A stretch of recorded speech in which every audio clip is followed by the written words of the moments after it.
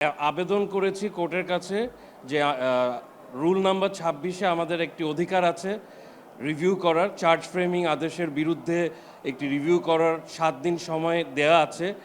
সেটার জন্য যে সার্টিফাইড কপির প্রয়োজন পড়ে সেই সার্টিফাইড কপিটি আজ অবধি আমাদেরকে দেওয়া হয়নি আমরা আবেদন করার সত্ত্বেও। এই জিনিসটি আমরা কোর্টের নজরে এনেছি এবং আমরা বলেছি যে এই আবেদনটি, এই রিভিউটি না করা পর্যন্ত, কমপ্লিট করা পর্যন্ত ট্রায়াল প্রসিড করা ঠিক হবে না। This is the notion of criminal jurisprudence. Criminal জুরিসপ্রুডেন্সে এটাই বলে যে বাকি বিচারটা প্রসিড করার আগে এই পার্টটুকু শেষ করা উচিত। আমরা এটা কোর্টের নজরে এনেছি, সাবমিশন রেখেছি। কোর্ট বলেছে যে বিচার শুরু হোক, তবে ক্রস এক্সামিনেশনের জন্য আমাদেরকে সময় দেওয়া হবে। আর এটা বলেই আসলে কোর্ট আজকের জবানবন্দিটি শুরু করেছে। না, হয়নি। আমাদেরকে রিভিউ আবেদন করার জন্য সুযোগ দেবে এবং ক্রস এক্সামিনেশন, যেহেতু রিভিউ পিটিশনের পরে আমরা ক্রস করতে চাচ্ছি, কারণ আমরা তো জানি না আসলে চার্জ ফ্রেমিং আদেশে কি আমাদের বিরুদ্ধে আছে, সেই জিনিসটা যেহেতু আমরা এখনও জানি না।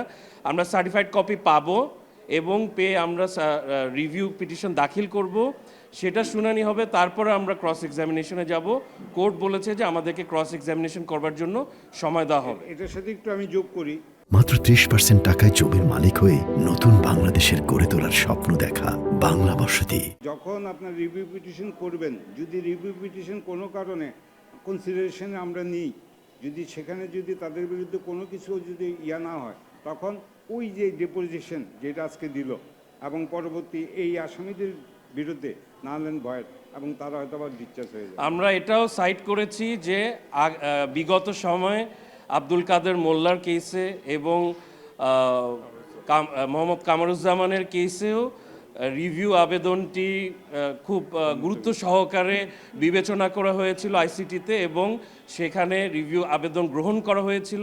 এবং আমরা বলেছি যে এটি একটি খুব গুরুত্বপূর্ণ বিষয় এই কারণে যে আমাদের এই আইসিটি আইনে কোনো আদেশের বিরুদ্ধে অ্যাপিল করার হায়ার কোর্টে কোনো বিধান নেই। যেহেতু এই বিধান নেই, আর যেহেতু এই অ্যাকিউজ পিটিশনাররা তারা যদি কোনো পানিশমেন্ট হয় তাদের, তাহলে সর্বোচ্চটাই হওয়ার সুযোগ আছে। সেহেতু আমাদের এই রিভিউ আবেদনটা খুবই গুরুত্বপূর্ণ এবং এটার জন্য আমাদেরকে সুযোগ দেওয়া উচিত। একটা বিষয় হচ্ছে যে একটা হলো আপনারা আসামির জায়গা থেকে, মানে আপনার যারা ক্লায়েন্ট তাদের জায়গা থেকে এই অপহরণ করা এবং নির্যাতন করা, খুন করা, পুরো বিষয়টাকে আপনাকে অস্বীকার করছেন? এটি একটি অবশ্যই আমরা অস্বীকার করছি। আর দ্বিতীয় হচ্ছে আরেকটা যে না, ঘটনা ঘটছে কিন্তু আপনারা জড়িত না। না, আমরা অস্বীকার করছি যে আমরা এটার মধ্যে জড়িত না। কিন্তু ঘটনা যেটা বর্ণনা দিচ্ছে সেটা ঘটতে পারে, সেটা আমাদের বিষয় না।